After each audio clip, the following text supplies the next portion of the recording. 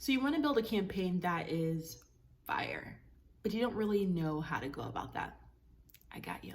I'm going to walk you through the 5 components of any successful campaign. And while we could do a whole comprehensive video on the before, during, and after of launching and growing your campaign, I'm going to focus primarily on 5 elements that you should consider to make the campaign super contagious and to make it very shareable. Let's get into it. The first component of any successful campaign is making something that's highly showable. That means it lends itself to being photographed and to being captured by users. So here's what I mean. You have seen those organizations where they have some kind of campaign and they send people out in the middle of a town square to give hugs to people, and they'll have signs that are like, oh, free hugs. Now essentially it's leading to something where the t-shirt pushes people to the organization's name or something like that, but it lends itself to be shown, captured visually. So even if a person doesn't participate in the campaign, they can't help but to take a picture or to go and tell a friend about it or to capture it on video or to post about it on Instagram because it's highly showable. So if you're creating any kind of campaign that doesn't rely on a visual in order to be shared, you're already setting yourself up at a disadvantage. So recently we had a client who said they wanted to do something where they were giving away free mentorship programs. That's well and good, and trust me, we think it's important to be mission-based whenever you're doing anything in your business. But that could be an entire campaign that doesn't have to be advertised at all. The entire cycle of that campaign could live in the background, and that's not what we want. So let's say that we're going with the idea of like, oh, we want to mentor young people for free. Okay, that's really great, but you could recruit, train, mentor, all of that without anybody knowing. And all of that can happen and not be shown. It's not necessarily something that's exciting to capture if it was shown.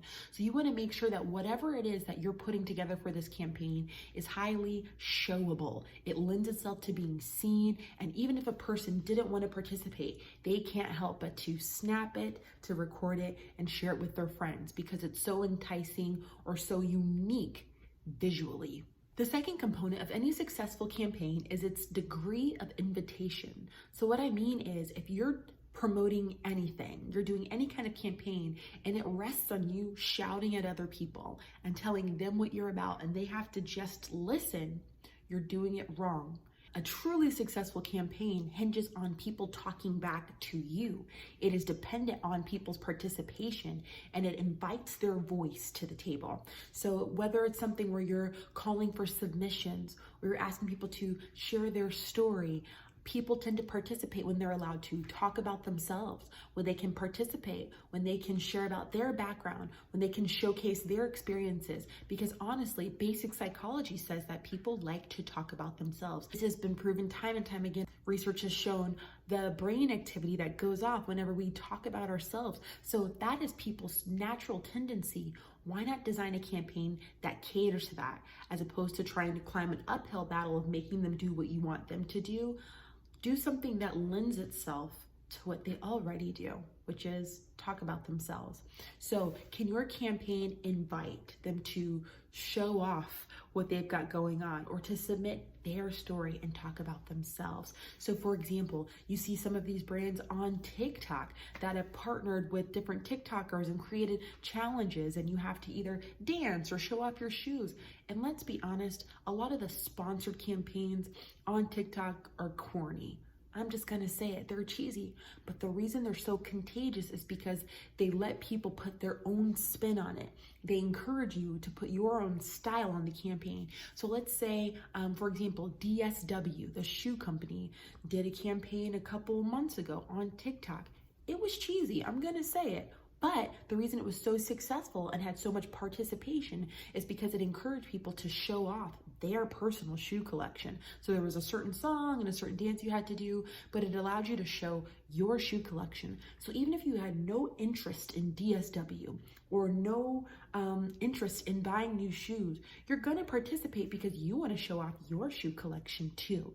So that's a perfect example of having a campaign that invites people to show off some aspect of themselves or to tell some part of their story. If you can create some kind of component in your campaign that invites people to do that, you're on your way towards success. The next component of any successful campaign is simplicity. Now, I know this doesn't sound very fun or exciting, but here's the key about this particular component. If it's really complicated for someone to explain to somebody else, then they're not going to explain it to somebody else. They're not going to share it at all, either because they're confused or it takes too much effort to repeat to another person. And a lot of popular campaigns, a lot of successful campaigns have hinged on their shareability, but people can't share it with their friends, nor do they want to if it's a complicated idea. Sometimes when I'm watching Shark Tank, which is one of my favorite shows, and you see people getting up there to pitch their idea, you'll see a lot of the sharks shut down immediately when they can't explain it or when they have to ask multiple follow-up questions to make sure they understand the concept. As soon as you have people struggling to understand what it is or struggling to explain it to somebody else, you've lost them, because the most contagious factor of a campaign is that people can rapid fire and excitedly and willingly talk about it to their friends. They want to go and tell their friend about this crazy cool thing they saw, or this really unique and exciting thing that they saw when they were at the mall or when they were browsing online. You can't wait to tell a friend, but you're not going to do that if it was too hard to understand, or if there were too many obstacles or barriers to entry in order to participate. So earlier we talked about the importance of having some kind of component that invites people and allows them to participate. But if you make it too difficult to access, then you just kind of made it really counterproductive. So the key here is to make sure that it's simple, meaning it's easy to share with others and articulate, and it's also easy for people to participate. As soon as you've made it difficult to access or to talk about, you just blew your chance. And the final component of any successful campaign is not necessarily a sexy or exciting one, but it might be the most important, and that is determining your success metrics. So how will you know that the campaign did well? Hopefully it's not something silly like likes, which we can't really translate into anything tangible or meaningful. But how will you know that you did a good job or that it worked? For many people, that could be something like website traffic. So you design the campaign and house a big part of it on the website. So for people to access, they have to come through the website and take a look, and they have to vote or whatever it is. But you use web traffic as a way to determine whether or not the campaign was successful. Another could be shares on social media, right? Which we know to be more valuable than something as simple as likes, because people engage more, and also the multiplication that takes place. The way that it grows is really expansive and important. It could be a number of registrations if people have to register for something. It could be product sales, but how will you know that you did a good job and that you're reaching your goals? It's really important that you home in on that before anything else. The next component of a successful campaign, this one's kind of optional, but it works well if you integrate it, and that is some kind of layer of exclusivity. So if you can in some way make people feel like they're the only ones and cater to our basic need to feel special and unique, that's a win. We once had a client who was hosting a Valentine's event, and instead of blasting out the news that she was having this event and coming from an angle of, oh, I want you to come, please buy tickets, everyone's welcome, well, that doesn't compel you as much, even if she's showcasing the details of the event and enticing you by telling you what the program's gonna be and the food and all of the features, because it's putting you in a position of, please, everybody come, I need sales.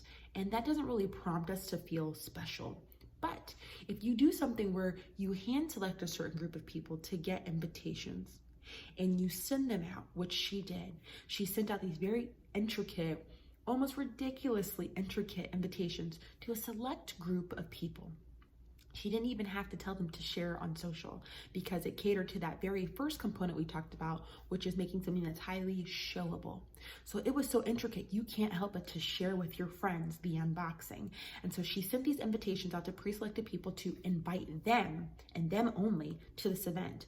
Well, of course, when they've got their phones out and they are, recording, like, oh my gosh, look at this invitation. Oh, and they're like recording and zooming in on that fancy invitation they're getting. Naturally, the first inclination of their followers and people viewing that video is, what's this event?